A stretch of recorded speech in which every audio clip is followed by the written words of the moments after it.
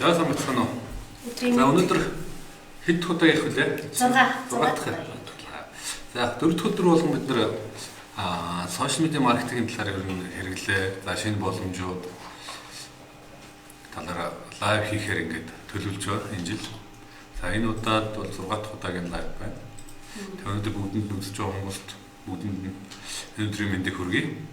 За өнөөдөр ярих сэдв. За өмнө болохоор ихний лайваар захирал чатбот хэрхэн хийх тухай ярьсан тийм. Тэгээ бид нэр тэрний дараа төлөвлөгөө энэ төр гэдээ ярьсан. Өнөөдөр болохоор чатботоо ботыг бүтээлч хэрэглээд юм байгууллагууд дээр хэрхэн ашиглаж байгаа талаар бодит жишээтэйгээр. Яг хоо чатбот гэхээр илүү бас зөвхөн нөгөө нэг юм автомат хариулагч хэлбэрээр тийм эсвэл хэд их давтагддаг ойлгуулсан хариултууд эсвэл хэдхэн цөөхөн асуултуудын боломжуудыг гаргаж өгдөг. Яг мэдээж эхлэл зөв тийм. Дээрэс нь яг маркетинг зориулаад маркетинг борлуулалт за хэрэглэгчдэд зориулсан ямархуу боломжууд ямархуу байдлаар ашиглаж байна гэдэг энэ талаар ярилцсан тийм.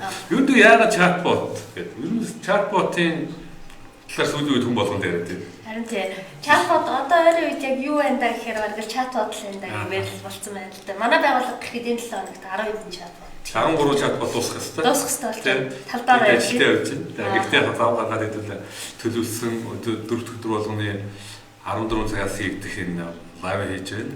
Тэгэхээр яг гол нь ингээд хүн болгон чатбот яриад манай ч гэсэн чатботын захиалга маш их ирээд байгаа учраас бас хүмүүст те хэрэглээнийх нь бас бүтээлч боломжууд нь юу байж болох вэ? Хүмүүс ер нь яаж хэрэгжилж байна? Тэ? Яагаад энэ манай маркетингд босод одоо ажлуудад хэрэгтэй гэдэг талаар хэдлээ ярилцсан тийм. Яг нөгөө чатбот гэхээр хитрхийн нөгөө автомат хариулагч юм уухай байвал бас муухай. Тэгэхээр яаж ингэж амьд байх вэ гэдэг. Хүмүүс өөр юм автомат хариулагчтай харилцах бас жоохон дуртай биш. Тийм дургүй. Тийм. Ялангуяа өөдөөс нь ингээд нэг юм давтсан зүгээр тогтмол хариулт өгдөг бол тийм. Ямар ч асуулт хэдхэн сонголттой. Тэгээ ямар ч асуулт асуухт нь за таны хариултыг хүлээж авлаа. Баярлалаа. Хариу өгье тий. За гэсэн юм нэг иймэрхүү хариултууд байнга өгдөг бол ер нь хүмүүс жоохон дуртай биш үү. Тий. Тэгээд ер нь яг өнөөдрийн хамгийн ихний жишээ юу вэ? Өнөөдөр ихний жишээ ярих юм хэдүүлээ нэг видео үзчих. За сонирхолтой видео. Та бүхэн таалагдах бах видео үзье.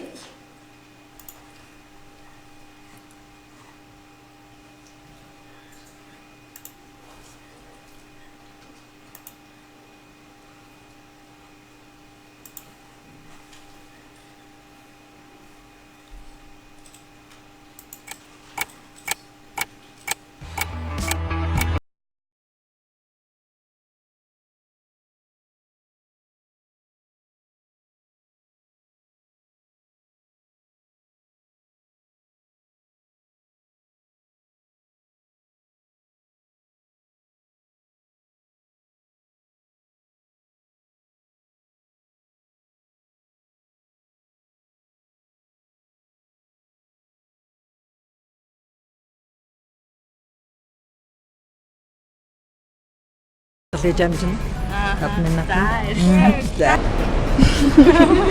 За бодот. Зураг аваад стори дайх бахта.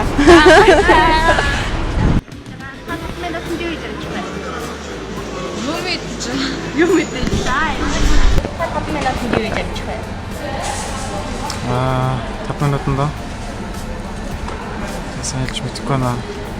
Юу нэг 5 минут гэдэг юу амжуулж гаргацгаа.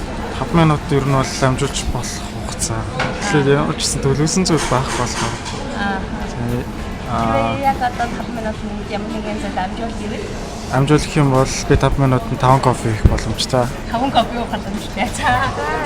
Юугээр 5 минутанд юу хийж авчих вэ? ажиллаж хийх. Энэ зарим гэж дуусгана. 5 минутанд юу хийж авчих вэ? Үг чижилж чадна. Тэгээд болоод дөө. За. Англи шинэ үгэл чижилж чадах. За. За.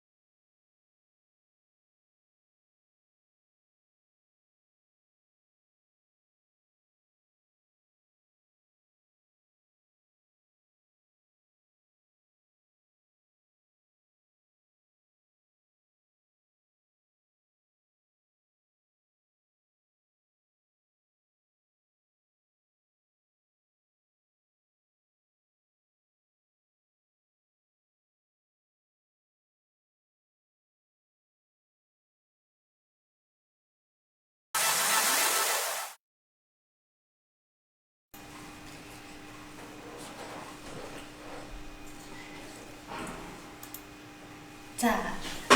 Та ер нь 5 минутанд жигэж юмжтэй.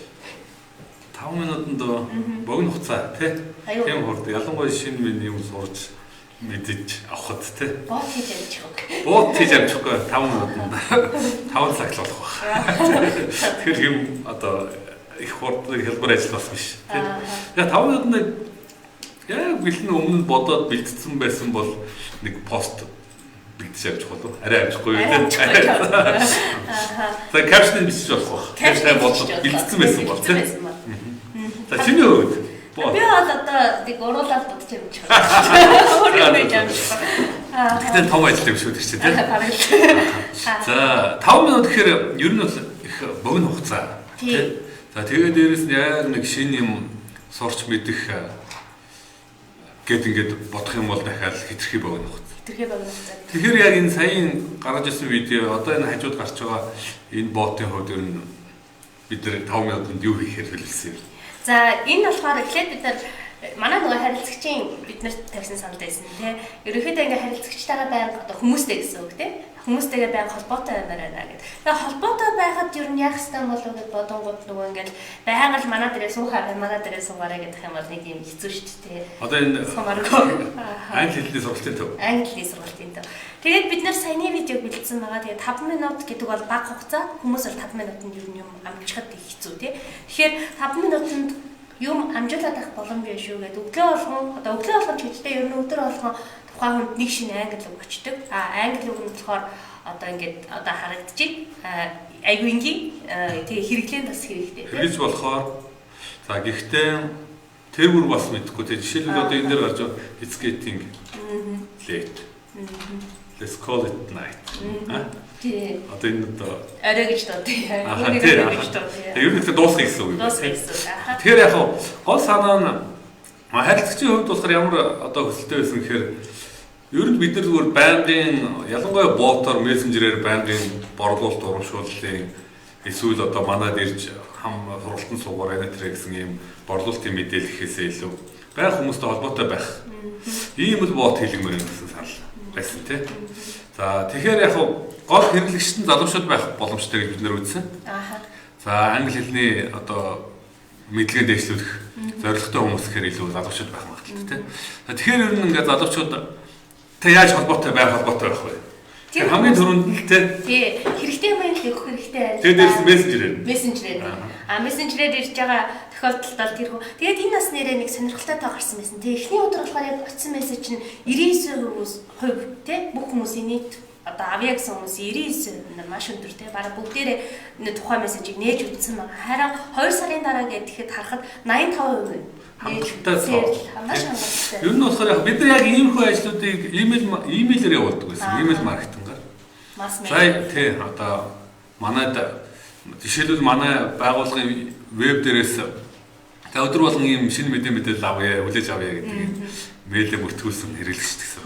Яг бүртгүүлсэн хүмүүст тэрнээс хэн хамаагүй одоо хүмүүсийн хэдэн зуун мянган имэйл жигсаалтанд биш те. Зөвхөн бүртгүүлсэн хүмүүст мэйл явуулахад 25% нээж үздэг имэйлийг open rate ерөөсө 25% байна.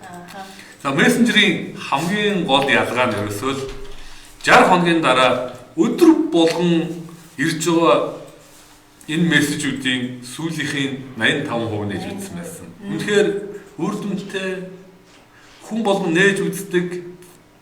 За бусад маркетингийн сувгуудтай харьцуулбал шууд хэрэглэгчийн гар утсан дээр тэр дор нээж үздэг ийм одоо харилцааны сувг гэж үзэж байна тийм.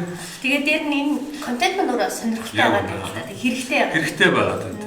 Ер нь яагаад одоо энэ гол нь энэ нэг өдөр болгон 60 өдөр ийм контент бэлдээд хүмүүст өгнө гэдэг чинь ер нь энэ байгууллагын хувьд маркетингийн ямар одоо борлуулалт ямар үр дүн өгөх юм. Ер нь ингэж бага ажил болчихлоо шүү дээ. Бага ажил айгүй хэрэггүй зүгээр үнгүй ингээд айгүй их мэдээлэл өгвөл баран ингээд тэгснээс 2 сар хүний сургалтанд суулгасан гэж шүү дээ тий. Тийг юм шиг ойлгогдож байгаа хэрнээ бодогдож байна л та одоо хизээ нэгэн цагт би одоо өнөөдөр ингээд явж байгаа нэг өдөр тий англи хэлний сургалтын төв ормоор аваад маш их боломжтой тий сонголт байгаа. Тэрний дундаас миний толгойн дотор хамгийн түрүүнд аль сургалтын төв орох вэ гэдэг юм. Тэгэхээр би өөрөө англи сурах гал ингээд удаа хугацааны явж бодож исэн байж болно. А яг сонголт хийх мөчид аль нь яг хүний толгойн одоо нөгөө сонголтыг нь хэлбэршүүлж өгдөг. Яг л. Тэгээд дээрэс нь англи хэлний өдөр болгон англи хэлний ийм одоо шинэ үг хэллэг мессенжерээр хүлээж авъя гэдэг өөрөөсөө ингээд сонгож байна гэдэг өөрөө би англиас сурах гэдэг юм шүү. Танаа яг хэрэглэгч шүү гэж хэлээд байна шүү дээ, тийм. Тэгэхээр тийм хүнтэй 60 хоногийн турш байнгын холбоотой байнгын өөрийнхөө мэдээлэл явуулна гэдэг өөрөө тийм. Тэгэхээр дээрэс нь одоо энэ юун дээрс харж байгаах энэ хажуудлын нөгөө нэг юм дэлгэсэн дээрс мессежийн доотлолт нь нөгөө меню хэсгүүд гарч ирж байгаа. Мессежтэй хамт очдог. Сургалтууд, хаяг байршил юу гэдэг тийм тухайн байгууллагын талаарх мэдээлэл. Тэгэхээр ингээд яг л зорилттой хэрэглэгчдэд ийм одоо өдөр болгон харилцаа холбоотой байна гэдэг нь хамгийн чухал зүйл баг тийм. Нэг удаагийн нөгөө нэг юм ганц маркетингийн мессеж борлуулалтын сурчлага тэгээд төлбөртэй сурчлага явуулах бас илүү төлбөргүйгээр өдөр болгон тухайн хүнтэй холбоотой байна. За энэ хэрэг яг ботын хувьд дахиад нэг юм үнэхээр одоо энэ юуны хувьд бол ботын яг энэ хэрэглээний хувьд зорилт хэрэглэгчдийн олоод авч өгч байна. Дээрээс өдөр болгон холбоо тогтоож өгч байна. CRM үйлчлэгээ явуулаад байна тийм. За дараагийн сэдв. Дараагийн одоо жишээ юу? Тавнуудын ингээд манайтай холбоотой байсан байгууллага байна тийм. Тавнуудын бот дээр хэрхэн амжилттай ажилласан бэ? Бас яг амжилт яг өөрийнх нь онцлогийг яаж гаргасан бэ гэдэг талаар ярилцъя. За тавнууд бол хүмүүс мэднэ тийм утга Монгол үндэсний өвтэй хэлээр тавнууд. Ерөнхийдөө уламжлал Монгол орчин үеийн хэрэглээ технологитой хослуулаад ингээд хэрэглэгчд хүргэж байгаа юм брэнд. Fashion брэнд. Яг энэ дэр хамгийн ихний бүтээгдэхүүнүүд нь хутга байсан. За хутгынуудын хувьд бол Монгол одоо өмнөх одоо Монгол уламжлалт загваруудыг тийм орчин үеийн хамгийн одоо дэвшилт технологи ашиглаад дээрэс нь байгаа Монгол агуулгуудаар баяжуулаад ингээд гаргасан юм бүтээгдэхүүн. Гол санаа нь юу гэхээр ерөнхийдөө хутга яг ийм төрлийн бүтээгдэхүүн нэгдүгürt Facebook дээр сурчлахад их хэцүү байдаг. Сурчлага явуулахад. Ялангуяа хутгын ийм дүрсийг ингээд харуулад ингээд сурчлага явуулах юм бол өө наа чинь Facebook сурчилж байна. Facebook дээр 20-т бүтээгдэхүүн. Тийм учраас сурчлага явуулахад төвөгтэй. За хоёрдугаарт яг ийм нарийн чамин хийц загварыг уцаар ярьж байгаа хүнд эсвэл текстээр тийм мессеж бичээд тайлбарлаж өгөхөд хэцүү байдаг. Тийм учраас ерөөсөө тухайн бүтээгдэхүүний яг одоо бусдаас онцлох одоо тэр гол чамин хийц, нарийн хийц загварыг нь харуулхад бот маш сайн тусалж байгаа. Тийм яг үнэ. Дөрвөн талаас бүгдээр ингэ харчихна. Хоёул чимэглэл тэр одоо нандин юмнуудыг бүгдээр ингэ тодруулаад, томруулаад харах юм боломжтой тийм учраас ингэ нэг юм одоо тухайн хэрэглэгчд бол яг тийм мэдээлэл хүсэж байдаг. Одоо жишээлбэл онлайн дэлгүүрээр яагаад үйлчлүүлэхгүй байх мэт нөгөө ингээ өмсөж үзэж чадахгүй, барьж үзэж чадахгүй учраас тухайн бараа одоо өөр байх магадгүй. Яг тийм. Сүүлд нөгөө юу гэж гарсан байсан шүү дээ. Тэгээ тийм видео үзсэн үгүй юу? Аха. Өөрийнхөө зурган дээр нөгөө бүтээгт юу харуулж тавьж байгаа. Ингээд онлайн шопинг хийгээд байгаа. Тэр яг шопинг онлайн худалдааны хувьд яг ижлэхэн яг ийм төрлийн одоо бүх талаас нь тийм. Яг ботын хувьд дахиад нэг VR гэж яриад байдаг. Бо энэ нүдэн шилийг авбал гингууд өөрийнхөө зурганд оруулаад харуулад тийм харах юм боломж. Эсвэл нэг юм ширээ одоо буудан байвал гэрийнхэн яг тэр хэсэгт байршуулахад яаж харагдах нь үдийг бүр шалгах юм боломжтой байдлаар ботод ажилладаг болж байгаа юм билээ. Тэгэхээр өөр хэлбэл энэ нөгөө нэг зүгээр ингээд гаднаас нь хараад дүгнэл текст мэдээлэл уншаал ингээд өнгөрдөг байхгүй тийм. Класс нь хараад яг бодит ингээд орчин нөгөө хүн барьж үзэж байгаа юм шиг үзэж үзэж байгаа юм шиг тийм. Эсвэл бүр нөгөө тавилан гэртээ авчираа тавьчаад ямар хөө байгааг нь харж байгаа тохирч гэнэ үгүй юу? Бусад одоо тавилга өнгө ханын цаастай тохирч гэнэ үгүй юу гэдэг тийм. Яг ийм байдлаар харах юм боломжтой болж байна. Тэгэхээр угаасаа ийм амар завгүй байгаа нэг юм бод хэрэгтэй байх юм аргагүй юм биш үү? Тэгээ хүмүүс ингээд эрдэнэ тэрүүгээр яваад дэлгүүрээсээ амар хэцүү байж байгаа. Одоо энэ бүтээгдэхүүн шийдвэл барьж үзэх хэрэгтэй болно. Тэг эргүүлж харна. За эсвэл бусад одоо юунуудтай харьцуулж үзэх хэрэгтэй болно тийм. Тэгэхээр л яг энэ талаас дахиад яг л тэр хүнийг заавал авчрах шаардлагагүй болчих тийм. Тэгэхээр гол нь хамгийн гол юм нь яг онлайнаар иймэрхүү мэдээлэл ийм бүтээгдэхүүн үзэж хайж байгаа хүмүүс гол шийдвэрээ онлайн энэ мэдээлэлдээ тулгуурлаа гаргацдаг. Тэр нь туслах хэрэгтэй болно тийм. Тэгэхээр тэр талаас илүү одоо манай бот яг энэ талаас маш сайн тусалж байгаа. За 5 нүдэнгийн онцлог бол юм байна тий. Илүү нөгөө юм бүтээгдэхүүн борлуулах гэж бүтээгдэхүүнээ харуулах гэж байгаа юм бол зүгээр юм. За дараагийн жишээ зөвхөн ирээдүйн эмнэлэг гэдэг бид нар эмнэлэг дээр бас энийг хэрхэн ашиглаж байгаа талаар одоо ярив. За энэ болохоор эмэгтэйчүүд эхо ажиллагааны эмнэлэг. Бид нар ороод ирсэн хүмүүсчүүд та жирэмсэн. Тийм. Жирэмсэн үү гэж асуудаг. Тэгээ жирэмсэн бол нэг ботын хувьд. Мессенжерээр юм асуух гээд ороод ирэхээр жирэмсэн үү, жирэмсэн хэсэг.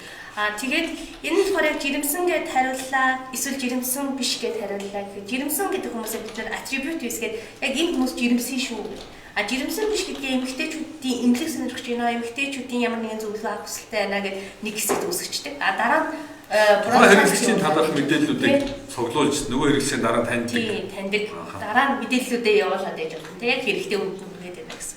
За тэгээ жирэмсэн гэд бүртгэлээ гэхэд бид нар жирэмсний 7 хоног жирэмсний хугацааг тодорхойлж байна. Тэгээ би өнөөдөр жишээлбэл 11 7 хоногтой жирэмсэн байлаа гэхэд 3 сарын үзлэгтэй орно. Дараа нь 27 хоногтой болоод би 5 сарын үзлэгтэй. Дараагийн шаардлагатай үзлэг онцлогоонд. Яг тэр үед тэрнийг сануулж өгдөг. Сануулна. Та одоо эхонд орох хугацаа ч юм боллоо шүү. Таны хүүхэд ийм болсон байна. Таны бие ийм болсон байна. Зөвхөн нөгөө нэг борлуулалтын одоо жишээлбэл за таад нэг ийм үзлэг онцлогоо эхо харуулах хэрэгтэй шүү гэхээс гадна өөр мэдээлэл, зөвлөгөө мэдээлэл. Хүүхэд чинь ийм болж байгаа. Ямар хоол хүнс хэрэглэх үү? Ямар шинж тэмдэг ажиглагдах уу, тийм? Тэгэхээр бас нөгөө нэг хэрэгтэй байгаа л юм да тий. Тэгээ бас дээрэс нь яг нөгөө нэг яг өмнө ярьсанчлан хэрэглэгчтэй олж аваад тий. Тэгэхгүй дээрэс нь тэгээд голны юм шүү. Ер нь болохоор юм жирэмсэн эмэгтэйчүүдийн хувьд болохоор тогтмол хугацаанд одоо жишээлбэл 10 сарын хугацаанд 3-4 удаа заавал эхо онцлогоог хийх ёстой юм шиг байна тий. Тэгэхээр тэр давтамжуудыг ганцхан удаагийн одоо эхо онцлогооны юугаар орхичж болохгүй шүү дээ тийм 4 удаагийн үйлчлэгт заавал оруулах хэрэгтэй тийм тэгэхээр өөрөөр хэлбэл байнгын сануулна манад өмнө үтгэж болно тэр хүн жирэмсэн учраас эхонд ер нь бол хамрагдах хэрэгтэй тэгэхээр дахиад нөгөө нэг дасгах тийм дараагийн худалдаа авалтаа за үйлчлэг онцлогоог сануулж өгч байгаа гэсэн тэгэхээр нэг удаагийн худалдаа авалтын тухай ер нь болохоор ийм бот болохоор дахиад яг ийм л бид маркетинг өөрөө ганцхан удаагийн худалдаа авалтын тухай асуудал биш юм байна. Ганцхан удаагийн борлуулалтын тухай асуудал биш. Байнгын тухайн хэрэглэгчтэй байнгын харилцаа холбооны тухай асуудал. Үзүүлсэн хүн байсан ч гэсэн дахиад ирэх. Тийм яг үнэ. Байнгын харилцаа холбоо. Тэгэхээр нэг удаагийн борлуулалт бол яг маркетингийн зорилго биш гэдэг талаас илүү сайн анхаарах. Яг энэ дээр бол бот маш сайн туслах болох шүү. Тэгээд бас нөгөө саяхан бид нар нөгөө нэг өнгөрсөн 7 хоногт бот хийсэн тийм. Тэр ботыг нөгөө ботод нь холбогдсон хүн жоохон ховор. Тэгэнгүүт нөгөө боттой хэрхэн хатах вэ гэдэг өмнө ч гэсэн нөгөө iPhone Center дээр яжсэн баг. Ирээдүйн эмнэлэг дээр бид нараас энэ яг жишээг гаргаж исэн. Уралдаан зохион байгуулж исэн. Энэ нь болохоор одоо та манай чатбот руу уралдаан гэж бичээрэй. Тэгээ чат руу уралдаан гэж бичээрэй. Бид нар ингээд уралдаан явуулах болно гэдэг. Уралдаан өөрөө 10 усалттай. Бот өөрөө 10 усалтанд зөв хариулж ийн үү, яаж нээж ийн гэдгийг нь шалгаад өгчин. Тэгэхээр энэ уралдаан явуулаад бас яг л нөгөө хэрэглэгчээ олж авах боттой хүн нэмэхэд тусалж ийн гэсэн үг л дээ. Тэгэхээр хэрвээ танай бот чинь баг хүнтэй байж магадгүй нөгөө бот баг хүнтэй байна гэдэг бас дараа нөгөө бродкаст явуулж байнгын сурталчилгааны мэдээлэл явуулах гэж байгаа тийм. Тэгэхээр ер нь тэгээ ботын гол нь яг уралдаан одоо янз бүрийн юунууд бид нар өмнө нэлээд хэдэн одоо ботуудаар яг ийм төрлийн уралдаан зөвхөн ботоор дамжуулаад мессенжерээр хариулт тэг асуулт хариултын иймэрхүү уралдаан маягаар хийж ирсэн. Яг гол санаа нь бид нар өмнө нь бол ингээд ийм бот мессенжерээр ийм асуулт хариулт хэрэгтэй мэдээлэл авах нь хэрэгтэй шүү, сайн шүү гэдэг. Яагаад тэгэхээр утсаар ярина гэдэг өөр маш их ачаалттай. Тэгээд тухайн үед завгүй байх юм бол утас одоо бизи байх юм бол нөгөө хүмүүс дахиж холбогдохгүй байх магадлалтай тийм. Бот илүү олон хүн нэг зэрэг маш олон асуултыг тэр дор дээрээс нь бүтээгдэхүүний зураг, хөрөг, видео одоо бусад мэдээллүүдийг авч болох учраас энийг хэрэглүүс сурахын тулд бид нар бас тийм. Энэ мессенжертэй холбогдчиход мессенжерээс нь асуувал бас юу юм байна зүгээр юм байна. Тий анхаа амрах юм байна мэдээлэл авах боломжтой. Тэрний мэдүүлэхэд бол бас нэг юм уралдаа хүмүүс зөвхөн нөгөө нэг хүний тооны нөхөөс гадна хүмүүс бас өө энэ ч их амархан тий харилцааны сууг шүү мэдээлэл авч болох юм байна. Тэр талаас нь бас юм таниулах хэрэгтэй байна. За уралдаан яаж явж ирсэн талаар нэг харах уу. Тэр бас жоохон сонирхолтой байж байгаа. Энэ видео яа. Тий надад чаа. За ингээд уралдаан гэж бичиж ирэнгүүт нь ийм мессеж гарч ирдэг байна. За уралдаан гэхээр ерөнхийдөө яг асуулт нь гэхээр тийм сонжомгийн асуулт. Сонжомгийн асуулт. Тэгээд зөв буруу яаж мэдэж чинь тий асуулт нэг. За эндээс харахаар асуулт нэг тийм үгүй зөв хариулт уу. Тэгээ энэ хариулт нь зөв буруу юу гэдэг энэ юунууд гарч ирд юм шүү дээ. Өөрөө ингээд таньчна гэсэн. Тэгэхээр нөгөө нэг бас нэг янз янзын уралдаан фэйсбүүк зохиодог штэ тий бид нартаас уралдаан хийхдээ энэ бол арай нэг шинэлэг байдалтай бас хэрэгтэй байж магадгүй тий. Мессенжерээр холбогдох тий. Тэгэхээр ер нь яг одоо яг энэ эмнэлгийн байгууллагын жишээн дээр харахаар нэгдүгээр хэрэглэгчээ таньдаг болоход бол хэрэгтэй байна. Тийм үү? Энэ хүн ямар хүн бэ? Дараагийн одоо үйлчлэгт хамрагдах хугацаа нь хизээ үү? Тэр үедээ сануулдаг тийм. Тэгэхээр ингээд таних хэрэглэгчээ мэддэг болоход хэрэгтэй. Хоёрдугаар энэ хүү байдлаар юм мессенжертэйгээ холбогдох ийм сэтэл төрүүлэх бас янз бүрийн өөр одоо арга хэрэгслүүд ашиглаж болох тийм. Жишээлбэл одоо сонжоо уралдаан асуулт хариултын сонжоо хэлбэр. За дараагийнх нь юм бол хоёлаа iPhone центрийн тухай ярив. iPhone центр дээр. За iPhone центрийн бот. Гайхамшигтай ажилтдаг. Яаж ингэж гайхамшигтай ажилтдаг? iPhone центр дээр гол хамгийн эхэлж гарсан ганц асуудал юу байсан гэхээр маш их хүн мессеж бичдэг. Өөрөөсөө эднэх рүү. Асар их хүн мессеж бичдэг. За мессежийн агуулгыг харахаар маш ойлгомжтой, дараалалтай. iPhone байгаа юу байгаа, ямар загвар байна, ямар загварууд үн тариф нь хэдэв. Банкны лизинг байгаа юу? Ямар банк байгаа? Нөгөө банкны лизингийн одоо шаардлага бүрдүүлэх баримт нь юу? Тэгээ хаяг барьж хаана гэдгийг одоо онгойж байгаа юу? Ингээд болно тий. За ерөнхийдөө юм дараалал ойлгомжтой дараалалтай. Тэгэхээр ер нь яг гол нь яг энэ юуг нь харж байгаа бид нэр ер нь болохоор ингээд ботын хувьд нэг юм маш сайн ойлгох хэрэгтэй юм байл. Юу гэхээр энэ бот болохоор зүгээр таныг юм зарах хэрэгс биш юм билээ. Харин танай хэрэглэгчид юм туслах ёстой туслах. Тэдний одоо тэднэрт байнга тусалж байх ёстой одоо 24 цаг ажилладаг юм туслагч. Тэ? Захин туслах байх хэрэгтэй юм байна. Юм зарах гэж одоо тийм зарах гэж байдаг. Ганцхан зарим газрууд болохоор ганцхан манайх ийм бүтээгдэхүүнтэй тэдэнд хөрөх гэсэн мэдээлэл орчдөг. Тэгээ өөр юм асуухаар өөрсдөө таг болчдөг. Тэгээ бот нь хариулдаг, тийм? Хурдан богино хугацаанд хариулж чаддаг. Тэгэхээр яг гол юусэн энэ iPhone центр дээр оруулсан гол одоо ботын ажиллах зарчмыг нь бид нар болохоор ерөөсөө хүмүүс юу гэж асуух вэ? Асуулт болгонд нь хариулахыг л утсан. За ямар үнэтэй байдгийг банкны лизинг хаана үүд ямар банкнууд байж болох вэ? Тэрч байтугай энэ банкаар одоо лизинг зээлэр энэ утсыг авбал сард ойролцоогоор хэдэнд хүрэх төлөх бүх тооцоог моцгол тийм. Ийм мэдээлэлүүд нь өгдөг. Юу асууж болох вэ? Тэр болгоно асуу. За дээрээс түгээмэл асуултын хэсгүүл гаргасан. Утас чинь яаж ирдэг, яаж авдгийг, ямар бэлэг одоо дагалдах юмнууд байдгийг, ямар баталгаа өгдгийг тийм. Гэтэл ингээд маш их мэдээлэлүүд оруулсан. За дээрээс нь энэ мэдээнүүд агшуулдаг. Веб хуудсан дээр маш их мэдээ оруулдаг. Одоо бид нар энэ iPhone хэрэглэдэг хүмүүс хэрэгтэй одоо гоё зураг авахд шилдэг аппликейшнууд юу вэ? Батарей жоохон тэгээд байвал яах вэ? Жоохон удаад байвал яаж хурдлуулах вэ? Тэ? За өөр одоо юм хэрэглэн дээр нь шинэ гарсан пунктуудыг яаж ашиглах вэ? Гэт ингээд хэрэглээний хэрэглэгч зориулсан маш их мэдээлэл оруулдаг. Тэр мэдээллүүдээ бас хүмүүс ботор авах болгож болохтой тийм. За шинэ мэдээллүүд яаж үзэх вэ? За бүр зарим юуг нь бол утасны хэрэглээтэй холбоотой, зураг авахтай холбоотой гэх мэтчлэн бүр ингээд тус мэдээллийн тийм ангиллууд үүсгээд байнга хүлээж авахар юм тохируулах шийдэж болно. Тэгэхээр нэг юм ботоо зүгээр нэг юм зардаг борлуулалтын ажилтан гэхээсээ илүү зохион танай хэрэглэгчдэд тусалж болох ингээд юм автомат 24 цагийн турш ажилладаг тийм туслах хэлбэрээр л одоо өөрөг функцийг харуулах зүгээр одоо тийм. Тэгэхгүй болохоор манай одоо яг бот үүсгэж байгаа хүмүүсийн зарим байгууллагуудын ботыг орж харахаар зөвхөн борлуулалтын хэд мэдээлэл байдаг. За хүмүүст илгээдэг мессежийг харахаар зөвхөн борлуулалтын мэдээлэлүүд байдаг тийм. Тэр аль болох тэрнээс ер нь татгалзуулах. Яагаад тэгэхээр борлуулалтын мэдээлэл өөрөө үгүй одоо чамд өдөр болгон эсвэл 7 хоногт 2-3 удаа манай бүтээгдэхүүн хямдрлаа ийм худалдаж авах мессеж явуулдаг хүний байгууллагын хувьд ер нь ямар санагдах вэ? Онцгүй шүү дээ. Тэр читгэл дэлгүүрт ч гэсэндээ ажиглагддаг шүү дээ. Одоо ингээд би нэг гол сайхны бүтээгдэхүүн авах гээд орлоо гэхэд шууд ингээд энийг аваарай гэж байгаа худалдагчтай харьцах нэг өөр нэг худалдагч хүчихэд миний айс марсын юм шиг. Тэгээ зөвлөгөөгөө чинийх ингэж байгаа болохоор энийгээр юм гараад ингээд хураашаад байна гэвэл би хөө тийм үү тэгвэл танад миний асуудлыг шийдэх бүтээгдэхүүн байна гэж бодсон юм тий. Ботын хувьд яг л юм ярьж байгаа байхгүй тий. Нөгөө нэг юм худалдагч гэхээсээ илүү хэрэглэгчийн зөвлөх яг тийм. Ийм байдлаар ажиллах боломж байна л гэсэн үг тийм.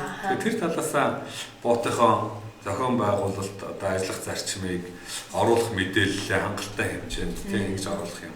Байгууллагын бараг хамгийн топ зөвлөх юм биш үү тийм. Нөгөө талаас ботор бас нэг анхаарах юм байна лээ. Юу гэхээр буцааж байнгын холбох одоо ядаж буцах эсвэл одоо тухайн хэрэглэгч хүн тодорхой мэдээлэл авсны дараа нь ямар мэдээлэл авч болох уу гэдэг тийм сонголтуудыг заавал өгөх хэрэгтэй юм байна. Тийм яг үнэ. Тэгэхгүй нэг газар очиод хурдчихдаг. Тийм. Үн харлаа гэж бодъё тийм. Үн харсан хүн дараа нь захиалга өгч магадгүй. Эсвэл бидний банкны лизингийн тухай мэдээлэл авах хэрэгтэй. Тэр нэг заавал мэдчих хэрэгтэй байхгүй тийм.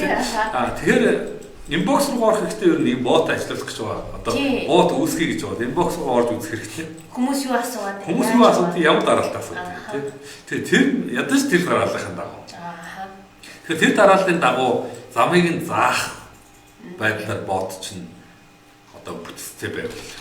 Нэг гадар очиод хурдаад дуусчих. Өөрийгөө бас яг тавьж үзэх хэрэгтэй тийм. Би одоо ийм мэдээлэл авчаа яах вэ? Бас бодох хэрэгтэй байна тийм. За бид нар нөгөө фол усгсан чинь 50% нь ерөнхийдөө бот хийх аргын талаар мэдээлэл авмаар байна гэж сайрсан байна тийм. Тэгэхээр бот хийх аргын талаар бид нар өмнө нэгдүгээр хамгийн ихний лайв дээр ярьсан байгаа. Захирлыг хийгээд үзүүлсэн тийм. Тэгэхээр тэр лайвыг бас та бүхэн үзээрэй. За тэгээд дараагийнх нь гэх юм бол бид нар одоо Tesla дээр хийсэн ботын талаар ярив. Корпорат тий. Байгууллагын юу маягаар Facebook пэйжийн хувьд бот бас ямар хөө байлаа гэдэг шиг. Зүрийн борлуулалт зараад байхгүй тий. За манай Tesla-аас болохоор ерөнхийдөө нэг энд хажууд харагдаж байгаа ийм мэдээлэл байгаасаа гэсэн. Тэгээд бид нар болохоор энэ санал хүсэлт хийхээ хүний нөөц гэдэг хоёр хэсгийг хэлбэршүүлсэн л да. Санал хүсэлт хийх гэхээр одоо зүгээр ингээд бичиж олно л да. Нөгөө лайв чат үсгээд тий. Одоо оператортой холбоотой бичдэг. Тийм байх юм бол нөгөө асуудал нь ингээд яг нэг оператор тэрийг чинь дахиад нэг цаашаа нэг гомдлын ажилтнаа хэлэн санал хүсэлтийн ажилтнаа хэлэн гэдэг юм уу хуртаад байл эсвэл мартагддаг тий нэг газар тэгэл оператор нь бас ингэ шив хийхтэй болдог ч юм уу тий. Тэгэхээр нэг жоох юм олон шат дараалалтай болоод байгаа учраас шууд одоо бүглэх маркаар явдаг. За таны нэр хэм бэ? Юу гоо цаанаа. Одоо уул нь болохоор энэ чинь юм шүү дээ тий. Веб хуудсан дээр нь иймэрхүү пунктууд байгаа. Тийм байгаа. Ер нь бот мессенжерээр ер нь яагаад одоо ийм одоо мэдээллүүдийг өгөх зүгээр. Илүү ойр байх гэдэг амар байх гэдэг тий. Одоо би жишээлбэл чатлж яхад надад тэгэл амар нэг амар веб руу ялангуяа гаргасан сандж байгаа хүмүүс веб руу орохоор уншаад тий. Веб нь гаргасан тохируулсан байна уугүй юу? Гаргаснаас гадна хурдан дуудах уугүй юу тий. Тэгээд ойлгомжтой ингээд асуудлууд байна. Тэгэхээр яг одоо ажлын анкетыг бас ингээд бүлэвчж болно тий. Хүний нөөцийнхний яг нэг авдаг анкетуудын бүх асуултуудыг хийгээл тэгээд нөгөө онлайнаар бараг нөгөө ажлын ярилцлага хийж байгаа юм шиг мэдрэмж хүмүүс төрөл. Тэгэхээр нөгөө бас хүнийхээ цагийг хэмнээ. Анкетийн хувьд бол бүр илүү чат бол илүү бот бол илүү их гоё болж байна тий. Нөгөө модон асуултуудын оронд илүү хүн асууж байгаа юм шиг байдлаар асуултуудаа тавьж болж байна. Тэгээд шууд хүний нөөцтэй холбогдлоо гэж шууд ярьчихж байгаа юм шиг. Ингээд асуулт асуусны дараа яа. Одоо би жишээлбэл ингээд хүсэлт явуулчлаа шүү дээ.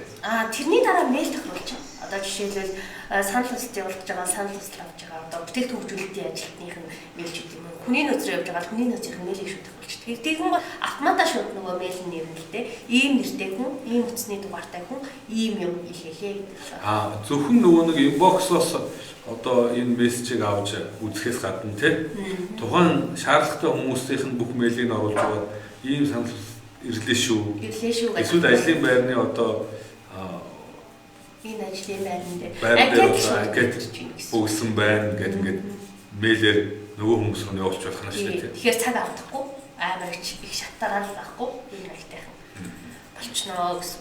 За ерөнхийдөө өнөөдөр ярих юм ингээд дуус. Гэхдээ мессенжер ер нь одоо ингээд анкет байдаг юм уу эсвэл байгууллагын одоо сайн нөгөө бүтээгдэхүүн үйлчилгээ эсвэл харилцагчийн үйлчилгээ авах утсаар яриад ч юм уу ингээд ийм одоо уламжлал сувд байгаад байна шүү дээ тийм. Тэгээд мессенжерээр нэг яагаад илүү одоо хүмүүсийн сонгодог сууг болчихдог. Утсаар ярих одоо мэйл авах гэдэг нь нөгөө хүмүүс их авах дургүй айлдаа шууд нөгөө одоо сэтгэл зүйдлийг шууд юм зарах гэдэг гэж байгаа нэг мессеж дээрээс нь жоохон амар хэлбэр биш те. Мессенжер болохоор яг тухайн хүндээ зориулсан амар хэрэглэх хэлбэр байгаа учраас мессенжер. Тэгээд дээрээс нь хүмүүс ч өөр мессенжерийг хэрэглэх маш их хэрэглэж шүү дээ те. Амархан байна. Хэрэглэхэд хэлбэр. Юу нэ тэгэхээр ботын бас нэг гол юм нь та тухайн байгууллага Facebook дээр төлбөртэй сурчлагын явуулдаг бол бот заавар байх хэрэгтэй. Тэ? Яа тэгэхээр төлбөртэй сурчлагын явуулж байгаа бол танахаас хүмүүс юм асуух шаардлага гарч л таараа. Яг үнэ. Сурчлагыг шиг хараад 100% мэдээлэл ер нь баг авдаг юм байна. Асуух асуултууд тэндээс л эхэлдэг болохоос биш. Асуулт эхэлдэг болохоос биш. Сурчлагаа 100% манай хэрэглэгчдэд шууд худалдан авах одоо тийм бүр мэдээлэл өгдөг. Манайны харилцагчдаар бас тийм асуудал гарсан шүү дээ. Нөгөө бот ашигладаг байж байгаа бот нь тэнд зогссон. Шууд ажиллагааг болчихж байгаа. Тэгсэн чинь нөгөө бүтэн өдөр ч нэг ажилтан суугаад ингээд хариулт өгсөн гэж байгаа байхгүй. Тэгээд тэр нь болохоор ингээд бүтэн өдрийнхөө ажлыг алаад бүр өстэй ямар завгүй тэр нь хариулт өгсөөр байгаа таалаа гэдэг. Тэгэхээр бот бол маш хэрэгтэй. Тэгээд ялангуяа тэр сурталчилгаа явуулж байгаа үед сонирхолтой сурталчилгаа явуулсан бол эргүүлээд тэр хариулт өгөх бот маш хэрэгтэй тийм. Тэгээд дээрэс нь яг сурчлагаа явуулдаг бох дахиад яг саяын танилцуулсан функцүүдийг ашиглах зүгээр. Тийм. Бүтээгдэхүүнээ танилцуулдаг, харуулдаг, хангалттай асуудаг бүх асуултууд нь хариулаад өгөө тохируулсан байдаг. Тэгээд дээрэс нь нөгөө хүн юу сонирхож байна, ямар бүтээгдэхүүн үзэж байна гэдгийг тэмдэглээд мэдээд авчдаг. Дараагийн мэдээллүүдээ тэр дагуу явуулдаг тийм. Дараагийн бүтээгдэхүүнээ одоо таны худалдаж авсан юу чинь одоо дуусчих хэвээр дахиад захиалах уу гэдэг сануулга өгдөг байх юм бол үргэлж өгөх. Нөгөө одоо энэ iPhone-ийн нөгөө Siri шиг тийм бас дүр төрх бүтээх хэрэг байна уу? Энэ бот нэг ийм хүн байгаад байгаа. Бот нь яг хүн шиг байвал бас зүгээр юм шиг харагдав. Харин тийм үү? Яг гол нь бот нэг юм одоо ядаж л асуулт хариултуудын юугаар хэтрэх юм бодон нөгөө нэг веб дээрх одоо мэдээлэл шиг юм биш. Мессенжерээр хүнтэй харилцаж байгаа юм шиг бичүүлэх зүгээр. Тийм. Эможи яндрыг ашигладаг тийм. Доор одоо сэснээс сонгороо гэхдээ яаж л юм. Тэгээд сайн уу баярлалаа гэдэг үг мөгөө хэдэн янзаар хэлдэг бол. Ганцхан баярлалаа гэдэг үг шүү дээ. Тийм. Одоо жишээ баярлалаа гэж ирүүлэхэд танд ч гэсэн баярлалаа. Тантай уулзсандаа өөр хариултууд өгдөг. Тэр нь яг нэг юм бодит хүнтэй харьцаад байгаа юм шиг тий. Тухайн хүнийг танаад мэдээд байгаа. Яг ийм сэтгэл төрүүлж. Гэхдээ хүмүүс боттой өөр харьцаж сурч байна. Одоо ер нь сурж байгаа шүү дээ. Тэгээ манай харилцагчдаар харахад ингээ боттой хүн зарим хүмүүс нь ярьж байгаа гэж мэдэхгүй. Өө за баярлалаа. Чи өстой их дэлгэрэнгүй тайлбарлаа гэж бичсэн. Тийм бол бот эргүүлээд баярлалаа гэж бичсэн л гэдэг ч юм уу тий. Баярлалаа тань ч гэсэн баярлалаа ч гэдэг юм уу тий. Бас нэг юм байна. Нөгөө юу хэдүүлээ юу iPhone центр дээр бас нөгөө жоохон байж байгаа хүмүүс ботоор асуулт асуусны дараа юм явуулдаг штэ. Тэр яагаад тэгж явуулдаг вэ? Нөгөө та бүрээ асуулт авчихсан тий. Тэр яагаад ингэдэг вэ? Энэ ер нь хүмүүс тийм сануулж явах хэрэгтэй юм билээ. Аа. Яг хоо зарим тохиолдолд манай бидний бичсэн энэ хариулт мэдээллүүд ойлгомжтой биш гэж магадгүй тийм. Бид нар л уншиж үзэл хангалттай хариулт байх гэж бодоод байдаг. Яг нөгөө нэг уншсан хэрэглэгчид ойлгогдсон юм уу мэдэхгүй. Бидний бас давуу зүгээр юм. Тийм. Яг хангалттай мэдээлэл авч чадвал дахиад одоо асуух юм байна уу тийм. Бүрэн хангалттай болсон уу эсвэл та нөгөө хайж исэн бараа бүтээгдэхүүнээс өөрөөр одоо худалдаж авсан уу яа тийм. Ингээ нэг сануулдаг. Тийм мэдээлэл байвал зүгээр юм тийм. За эсвэл одоо бүр юу хийж болно? Бидний хувьд ийм нэг бүтээгдэхүүнийг сонирхож үзчихэд дахиад илүү дэлгэрэнгүй мэдээлэл авахгүйгээр гараа явуучвал нөгөө хүн энэ хүн бол юм худалдаа авалтын судалгаа хийж магадгүй гэж үзээд тийм тодорхой хугацааны дараа та энэ бүтээгдэхүүн худалдаж авахад ийм бэлэгтэй ийм урамшуулттай байсан нэг юм анзаарсан үү тийм энэ хүн мэдээлүүд явуулж болж байна. Тэгэхээр мэдээлэлээс бүр өргөх гэх юм. Тийм яг гол нь өөр олон газруудаас иймэрхүү үнийн судалгаа авчлага авах л та. Тэгээ яг ижлэх үнэтэй мөртлөө манайхан юм бас урамшуул бэлэгтэй шүү гэж бас хэлж болно гэсэн үг тийм. Тэгэхээр гол санаа нь юу гэхээр бид нар ер нь ботын хувьд ялангуяа бид нар энэ chatpool.com-оор дамжуулж ботууд хөгжүүлдэг. Тэгээ эндээс харахаар бид нар 24 цагийн хугацаанд нэг удаа промошнл буюу одоо борлуулалтын мэдээлэл орсон мессеж илгээх боломжтой. 24 цагаас хойш дахиад нэг ингэж илгээх боломжтой. Ер нь бол ингэж нэг хүнд манайхтай холбогдсон нэг хүнд 2 удаа промошнл мэдээлэл илгээх боломжтой. Тэгэхээр тэрнийг ашиглах хэрэгтэй л гэсэн үг. Тийм. Тэрнийг бид нэр тэгэхээр тэрнийг ашиглахаар тохируулах хэрэгтэй. За тодорхой хугацаанд хангалттай мэдээлэл авч чадсан дахиад асуудал авах зүйл байна уу? Яг хугацаар ярих уу нэтэрэ тийм. Хоёр дахь нь болохоор дараа нь дахиад өөр одоо сонголтууд үн хямдарсан өөр ямар юмуд байна. Тэрнийг бас сануулж яж байна. Биш таны сонирхож байсан бүтээгдэхүүн энэ удаад үн хямдарчлаа шүү. Тэ гэдэг ч юм уу тийм. Иймэрхүү байлаа. Тэгэхээр гол бот бол биднэрт энэ хүмүүс ийм сонирхож байна, ингэж байна гэдэг мэдээлэл өгөөд байдаг. Бид нар тэрнийг яаж ашиглах вэ гэдэг л одоо тий энэ юуг бодох хэрэгтэй болж байгаа байхгүй тий. Зүгээр л асуусан юмд хариуцдаг автомат хариуцлагч л байхгүй байх хэрэгтэй. Тийм. Борлуулалтын ажил тий нэг бодлоо борлуулалтын ажил нэг болохоор хэрэглэгчийн туслах хэлбэрээр одоо маш сайн нөгөө хүний төлөөд үтгэх хэрэгтэй. Харилцагчийн зөвлөх тий За Тайгийн өнөөдрийн ярилцах юмуд болцгоо тийм. Тэгэхээр яг энэ талаарх өнөөдөр ярьсан зүйлүүдийг тодорхой бас текст хэлбэрээр зарим хүмүүс уншиж болно. Тэгэх юм бол жишээ линкүүд жишээнүүдтэй хамт нь Facebook Messenger-ийн ботыг бизнес бас ашиглах зөвлөгөө хэлбэрээр бичсэн нийтлэлийг энэ доор пин хийсэн энэ постноос хийгдэг баг шиг зөвлөлөө. Тэр комментэд байгаа постоос уншиж үзээрэй, уншаарай. Бас эндээс бас тодорхой мэдээлэлүүд аваад. За. Дараагийн лайв маань дараа 7 өдрийн дөрөвдөгтөө 14 цагтаа. Тийм. Сэдвийг нь тун удахгүй бас тэр манай Facebook хуудасаар пост хийгдэх баха. За тэгээ өнөөдөр бидэнтэй байсан хүмүүс бүгдэнд баярлалаа. Заавал бот хийгээрэй. Тийм. Бот ихтэй саяхан бас жишээнүүдийн пунктуудыг бас оруулахыг бодоорой. Танай бизнест, танай маркетингт хэрэглэгчийн харилцаанд, хэрэглэгчийн харилцаа одоо шууд борлуулалт гэхээс илүү хэрэглэгчийн харилцаанд үнэхээр сайн чухал нөлөө үзүүлэх юм хэсэг байгаа шүү. Тийм. За тэгээ. Баяртай.